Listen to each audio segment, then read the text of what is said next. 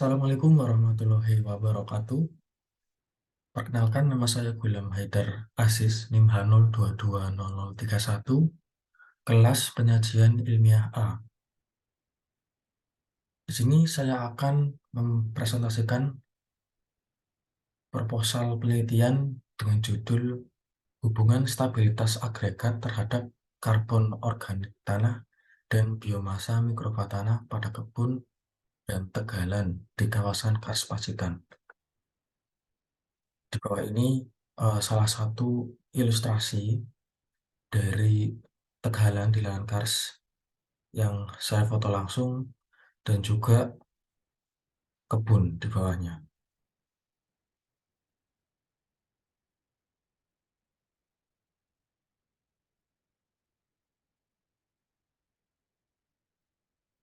Yang pertama, mengenai pendahuluan, masalah dari mengapa saya mengambil penelitian ini adalah adanya sebuah keterbatasan sumber daya mikroba tanah di lahan kars itu, terutama lebih dibatasi oleh unsur C dan B.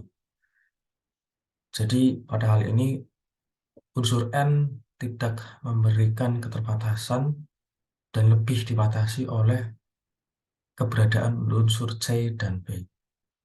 Ini berdasarkan penelitian oleh Chen et al. Tahun 2019. Selain itu juga respirasi di tanah kars atau di tanah kapur di daerah kars itu 25% lebih rendah daripada daerah non-kars. Berdasarkan penelitian Zhao et al. Tahun 2018. Sehingga dibutuhkan solusi untuk mengidentifikasi kandungan karbon organik tanah dan biomasa mikroba tanah untuk mengukur penyerapan karbon atau sekwestrasi karbon tanah dan aktivitas mikroba di lahan kars. Dan di gambar di bawah ini merupakan gambar proses yang pada umumnya itu terjadi di lahan kars, yaitu proses karstifikasi, yaitu pelarutan batuan gamping atau batuan karbonat yang terjadi di lahan kars. Nah, di pelarutan ini peran CO2 itu juga memiliki peran dalam pelarutannya, dalam reaksi kimianya, yang itu dapat berpotensi sebagai sekwestrasi karbon dioksida dalam proses pelarutan batuan karbonat melalui reaksi seperti pada gambar ini. Selanjutnya adalah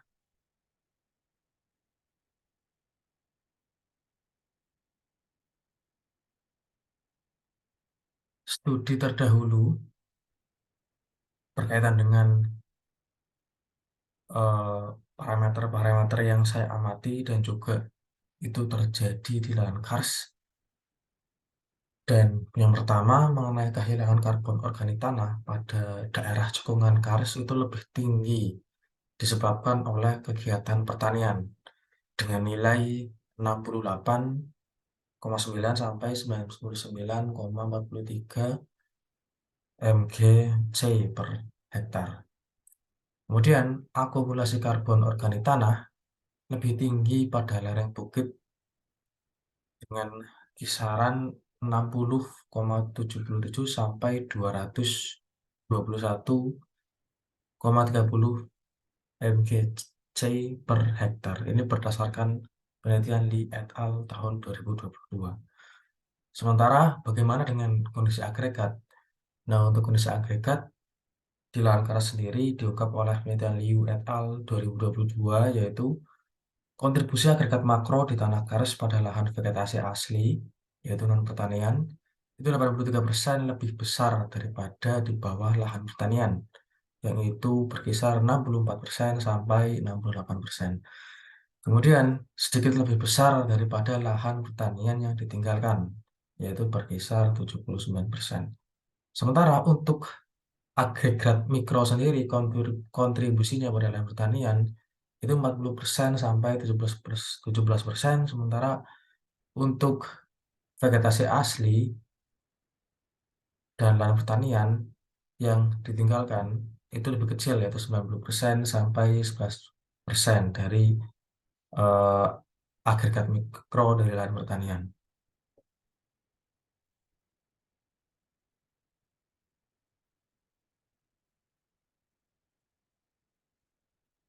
Kemudian juga untuk agregat mikro di penggunaan lahan padang rumput dan juga ladang jagung, atau bisa disebut dengan penggunaan lahan pertanian, di tanah kars itu memiliki karbon biomasa mikroba yang jauh lebih rendah, bernilai 623,36 mg per kilogram dan 514,30 mg per kilogram daripada di lahan alami non pertanian seperti vegetasi alami di kars itu nilainya lebih besar, yaitu 1.191,05 mg per kilogram. Ini berdasarkan penelitian Xiao et al. Tahun 2019. Nah, untuk gap atau novelty dari penelitian saya adalah berdasarkan kajian-kajian terdahulu yang sudah dijelaskan, itu masih belum ada kajian mengenai korelasi stabilitas agregat, yaitu mengenai distribusi dan kemampuan agregat terhadap karbon organik tanah dan biomasa mikroba tanah pada jenis penggunaan lahan kebun dan tegalan di lahan kars, sehingga penelitian ini penting untuk dilakukan. Tujuan dari penelitian ini adalah yang pertama, mengkaji kandungan karbon organik tanah dan biomasa mikroba tanah serta distribusi ukuran agregat makro besar, yaitu yang berukuran lebih dari 2 mm, makro kecil 0,25 sampai 2 mm, dan mikro 0,053 sampai 0,25 mm pada kebun dan tegalan di kawasan Kars Pacitan. Tujuan berikutnya adalah mengkaji pengaruh stabilitas agregat terhadap karbon organik tanah dan biomasa mikroba tanah pada kebun dan tegalan di kawasan Kars Pacitan. Manfaat dari penelitian saya adalah penelitian ini mampu atau dapat memberikan manfaat untuk pengembangan strategi pengelolaan lahan pertanian di kawasan Kars. Untuk metodologi, penelitian dilakukan selama 6 bulan, yaitu dari bulan Juli sampai Desember, yang sudah termasuk analisis sampel di lapangan dan juga analisis sampel di laboratorium.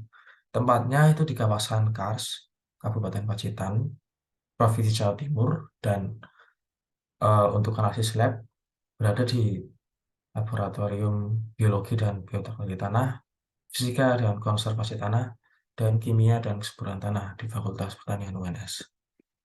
Dan di sini adalah ada gambar land unit atau satuan unit lahan, satuan peta lahan yang menjadi peta kerja untuk pengambilan sampel yang terdiri dari 10 SPL dari hasil overlay peta tematik yang dipilih. Untuk alat yang digunakan terbagi menjadi dua, yaitu alat yang digunakan saat survei dan juga alat yang digunakan saat analisis laboratorium. Untuk survei sendiri, yang pertama ada cangkul, sekop, dan bor tanah yang digunakan untuk sampling atau pengambilan sampel tanah terusik di lapangan. Kemudian ada meteran dan jangka sorong.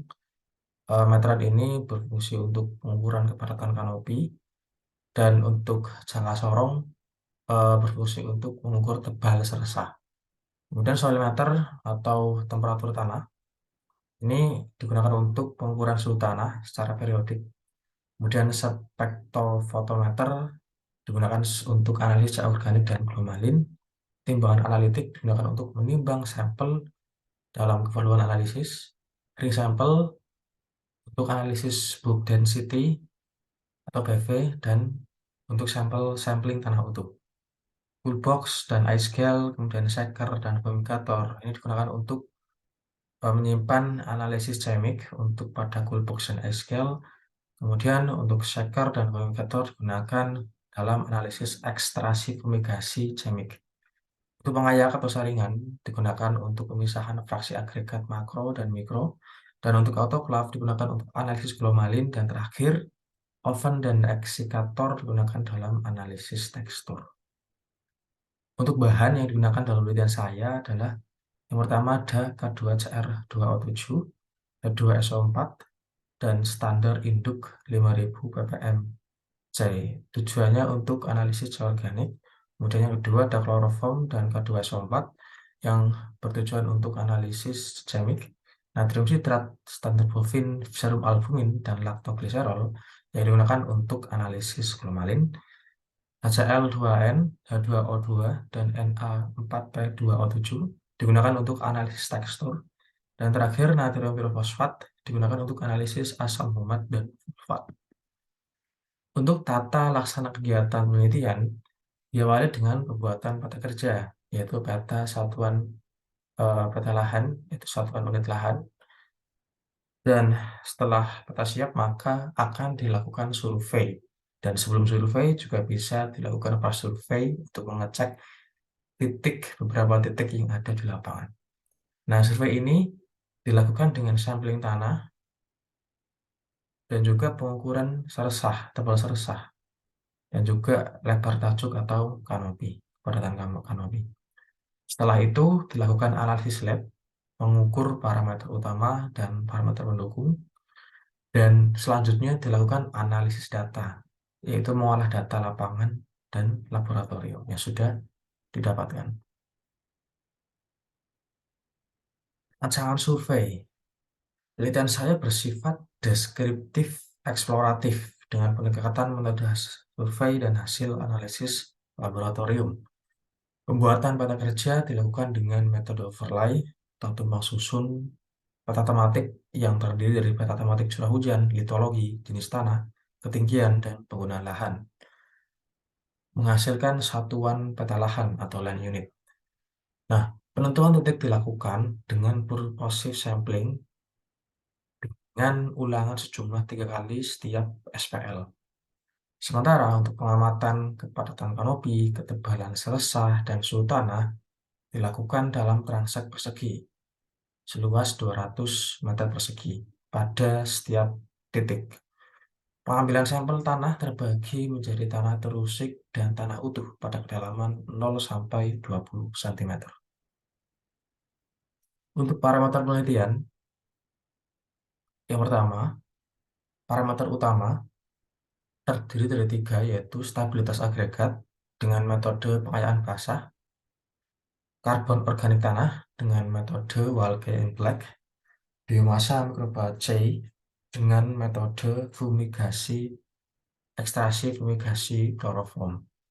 Untuk parameter pendukung, yang pertama yaitu blood density dengan metode gravimetri, bromalin dengan metode yang ditemukan oleh Wright dan Upadhyaya, kemudian dimodifikasi oleh Shamsiah et al.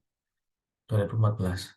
Dan untuk asam humat dan sulfat menggunakan metode Walke-Black, untuk tekstur tanah menggunakan metode pipet, untuk pengukuran kepadatan kanopi dan suhu tanah dengan volumetrik. Untuk metode produksi seresah adalah perhitungan berat kering dan standing liter. Analisis data yang digunakan dalam penelitian saya adalah analisis seragam atau ANOVA yang bertujuan untuk mengetahui pengaruh yang signifikan dari karbon organik tanah, biomasa mikroba, dan stabilitas agregat pada berbagai SPL, serta interaksi dengan faktor lingkungan. Yang kedua ada uji DMRT atau Dodson Multiple Rank Test dan pada taraf 5%. Tujuannya adalah untuk mengetahui uji lanjut dari analisis ragam pada parameter yang berbeda nyata pada setiap parameter utama dan parameter pendukung. Yang terakhir adalah uji korelasi, yaitu untuk mengetahui ada dan tidaknya hubungan antara setiap parameter karbon organik tanah, biomasa mikroba, stabilitas agregat, dan parameter pendukung lainnya. Untuk jadwal penelitian, yang pertama, prasurvei, penentuan area sampling dan perizinan itu dilakukan di bulan Juli 2023. Dan untuk survei utama dilakukan di bulan Agustus sampai September 2023. Untuk analisis laboratorium dilakukan pada bulan September sampai dengan November 2023. Untuk analisis dan pengolahan data dilakukan pada bulan November 2023. Dan untuk penyusunan skripsi dan waran dilakukan pada bulan Desember 2023, kemudian Januari 2024, dan Februari 2024. Nah, untuk seminar hasil dilakukan pada Maret 2024. Nah, demikian adalah anggaran biaya penelitian yang saya lakukan, terdiri dari bahan, alat, dan lain-lain. Untuk bahan sendiri, yaitu bahan-bahan dari laboratorium. Di sini ada larutan-larutan yang digunakan untuk keperluan analysis lab, dan untuk alatnya ada cool box dan ice scale, kemudian plastik bening 500 gram. Dan untuk lain-lain seperti mobilitas dan akomodasi dan sewa basecamp selama 14 hari. Yaitu apabila ditotal semuanya dari bahan-bahan analysis lab, kemudian alat yang digunakan, sementara biaya lain-lain, totalnya adalah 7.133.900 rupiah. Dan ini adalah referensi yang saya gunakan dalam penulisan presentasi ini. Baiklah, demikian presentasi dari proposal penelitian saya yang bisa saya sampaikan. Kurang lebihnya mohon maaf. Terima kasih atas perhatiannya. Wassalamualaikum warahmatullahi wabarakatuh.